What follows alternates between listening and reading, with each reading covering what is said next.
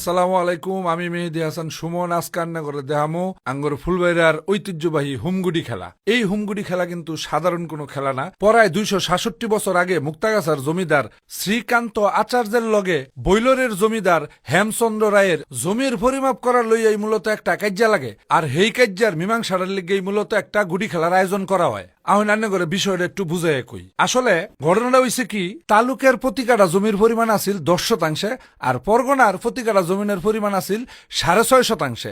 যেহেতু এই জমিগুলা আছেন একই জমিদারের অধীনে, তাইলে এনু দুইটা নীতিকের লিগা কাম করব। এই কারণেই একটা বিরাট আন্দোলন সৃষ্টি হয়ে গেছিল। সেই আন্দোলন থামাইনের লিগেই মূলত পরগনা এবং তালুকের যে সীমানা, সেটা হইল ফুলবাড়িয়া থানার 10 মাইল এবং লক্ষ্মীপুরের মাঝখানে। সেই জায়গাটার থেকেই মূলত গুড়ি খেলাটার আয়োজন করা হয়েছিল। শর্তটা ছিল এরকম, এই যে পিত্তলের গুড়ি, এই গুড়ি পরগনা অথবা তালুকের যেই দল এটারে গুম করে আলাবার পাবো, হেরাই মূলত বিজয়ী হবো। আর যারা বিজয়ী হবো তাগর জমির মাপ হবো তালুকের হিসাবে, আর যারা ঠক্কা যাব হেগর জমির মাপ হবো পরগনা হিসাবে। প্রথম যে গুড়ি খেলাটা হয়েছিল, সেই গুড়ি খেলাটার মধ্যে কিন্তু জয়লাভ করছেন মুক্তাগাছার জমিদারের প্রজারা। মুক্তাগাছার জমিদারের প্রজারা জয়লাভ করার কারণে হেগর অংশে যে জমিগুলো আছিল সেই জমিগুলার মাপ হয় তালুকের হিসাবে, আর বৈলরের রাজা পরাজিত হওয়ার কারণে হেগর জমিটা এখন মাপ হয় পরগনা হিসাবে। এখন এটাই হইল মূল বিষয়। এতদিন ধরে এটাই চলে আইতেছে। আজকা একটা জমজমাট খেলা হইতেছে 266তম আসর। আহেন জমজমাট এই খেলার কিছু চমৎকার দৃশ্য আন্না করে দেখাই।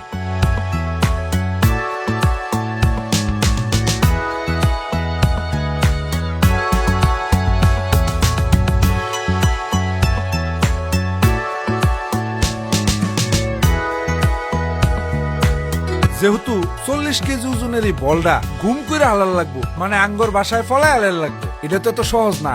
হাজার হাজার লাখ লাখ প্রজা অর্থাৎ লাখ লাখ মানুষের মাঝখান থেকে এই গুড়িটারে ফলায় হালানি চারটিখানি কথা না।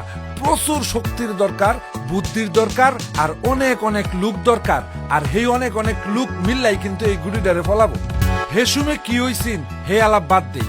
ওহন বর্তমানে যেটা হয় এটা হইল এই এলাকার আশেপাশে উত্তর দক্ষিণ পূর্ব পশ্চিম সব অঞ্চলের লোকজন মিললাই কিন্তু এখন এই গুড়ি খেলাটা খেলে। আসলে এখন এই গুড়ি খেলাটা মূলত হয়ে গেছে যার যার এলাকার শক্তি প্রদর্শনের খেলা।